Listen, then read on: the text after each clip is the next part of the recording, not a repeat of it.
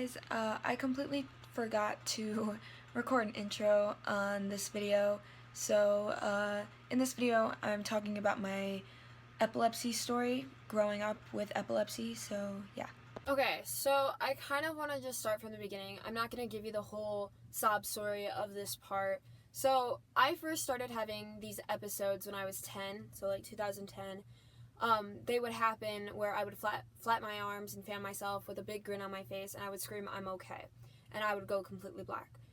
Most people commonly think that seizures are only where you land on the ground and start to flail around. Not all seizures are like that. That's one of the most common seizures that happen, but mine just so happened to be really, really scary. So anyway, so 2010, I just out of nowhere started having this butterfly feeling in my stomach, which kind of freaked me out. So the summer of 2010, I decided to tell my grandparents about it, who eventually told my parents. I was very scared to tell my parents. I don't know why I was scared, but I was. So during the summer, I started, I'm okay, and eventually it got worse. It started to happen at night while we were asleep. I would have maybe 20 to 30 a day. I started running and screaming, "I'm okay." One time we were in Walmart and Abby and my mom were there, and all of a sudden I'm flapping, running down the aisle screaming, "I'm okay," and my sister's chasing me.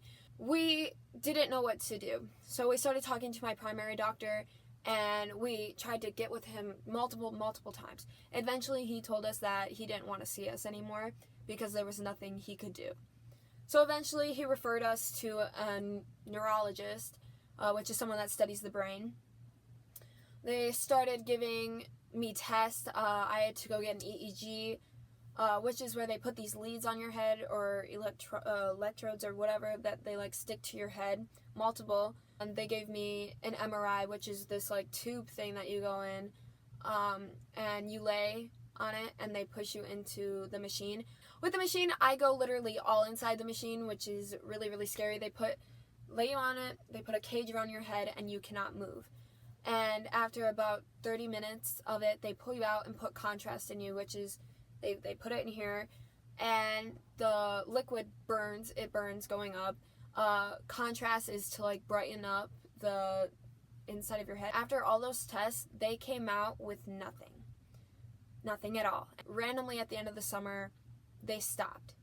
They absolutely just stopped. No more, "I'm okay." 2011, there was no seizures or episodes, none of it. And then 2012 comes around and everything went downhill. I started a new school that year. I went to middle school where actually my mom works. It was the first day. So I went to my social studies class, and since my mom works there, she knows every teacher quite well. She just so happened to talk to this teacher about it. Weirdly enough, I had an episode in her classroom. So it was the beginning of class. I remember I was sitting next to this boy, and then there was one girl and another boy across from me. I started getting that butterfly feeling, and I freaked out. Everything went black, and so I knew, oh crap, it's happening. And when I came to, I realized she had her arms. She wrapped me in her arms, which is the worst thing you could do to someone like that. I could have seriously hurt her, or I could have seriously actually hurt myself. They took me out of school the end of September. It was my birthday.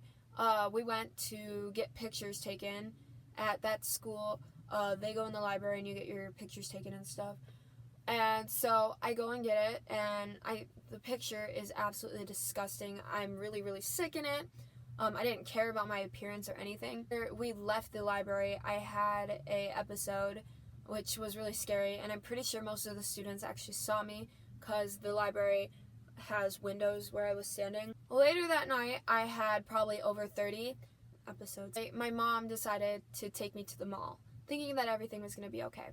And in the parking lot, I had one and I peed my pants, which is very common for someone that has seizures. And my mom, that moment, knew exactly what was wrong with me. Eventually, this sounds really mean, but my parents just stopped taking me out in public. It was the best thing that they could do. I could have seriously hurt myself. Progressively, when they got more aggressive after I had them, I would just go to sleep because I was so exhausted. They continued giving me tests, and I had another MRI, and this MRI, they were like, you can go to sleep. I had a seizure before I got in there, so I was exhausted. So I actually went to sleep. 20 minutes into it, they had to stop the test completely because, like I said, they put a cage around your head. They had to stop it. They had to take me out because I could have hurt myself. The test showed nothing because we didn't get to finish it. A couple weeks later, my neurologist said, we're going to give her another EEG. For EEGs, I didn't say this, but you have to be sleep deprived. So you can, go to sleep during it. We had to stay up all night. You get to sleep, you're allowed to sleep like 2 hours. So I slept, and my mom freaked out because I didn't have an episode that night. So the next day, my grandpa comes and picks us up, and he takes us to where my neurologist is. They hook me up. I go to sleep immediately. October 5th of 2012, I was diagnosed with frontal lobe epilepsy, which is right here. We all just cried. And they put me on medication. It was called Trileptal, and it worked wonders. Randomly one day, I was at a choir that I used to do, and I told my friend next to me, I was like, I feel really dizzy, and she didn't really do anything about it, and eventually it just kind of went, and I fell and fainted, and I hit my head pretty hard. The next day, my parents made me stay home. I vomited, and they were like, okay, you gotta go to the hospital. So they took me to the hospital, and when you go to the hospital, they always make you get your blood drawn. They come back in the room, and they're like, oh, she has a sodium deficiency. The worst thing in the entire world you could have. It was horrible. They had to keep me 3 nights. They hooked me up to an IV to put salt water in me. It was the worst 3 days of my entire life. Every day, they would give me 3 blood tests to see, and each time it didn't change. Eventually, I ended up having another blood test, and they took a lot of blood, and I just wanted to pass out. I was so tired. And they found out that it was fine again, and then the rest of sophomore year was fine. And then comes my junior year. This past year was probably one of the worst besides 2010 and 12. I was in my geology class, and we went on this field trip.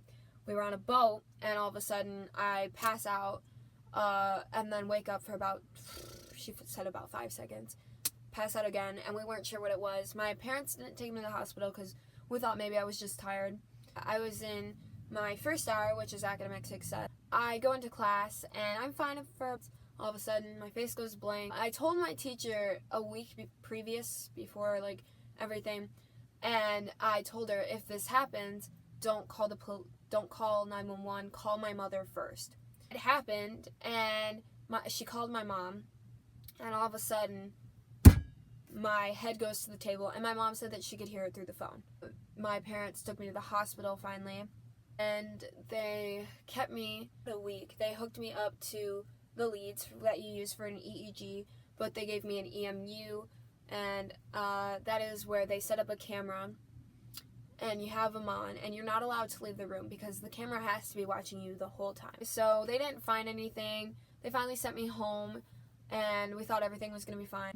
I went back to school, happened again in geology, but this time everyone was still in there. I hit my head on the table. So everyone had to leave. The principal came down. My case coordinator came down. Some teachers came down. My mom came down. And then that's when they decided you can't be in public school anymore. So I had to be online schooled. And then eventually they found a cyst in my left temporal lobe. And they sent me to a brain surgeon. I said brain surgeon, didn't I? The neurosurgeon. And the first thing he asked me is are you okay with getting surgery? And I sit there and I'm like, what? And I about broke down.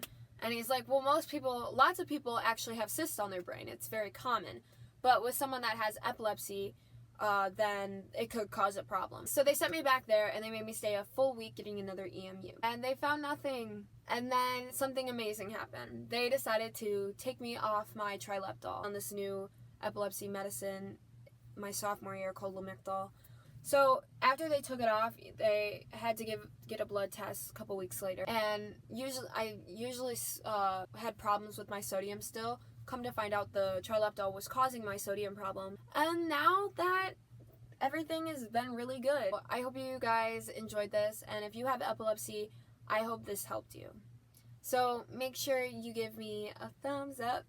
And don't forget to turn on that notification bell so you can be notified when I make a new video. But yeah, don't forget to subscribe, and I'll see you guys soon. Bye! It's so stressful to have to think about this. Right?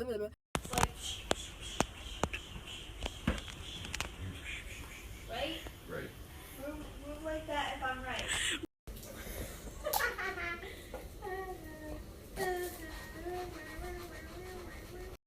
So, what do you like about being in the hospital?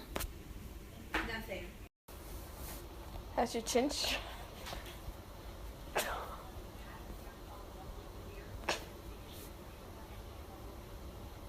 He's got school tomorrow. It's not 8 yet, Danny.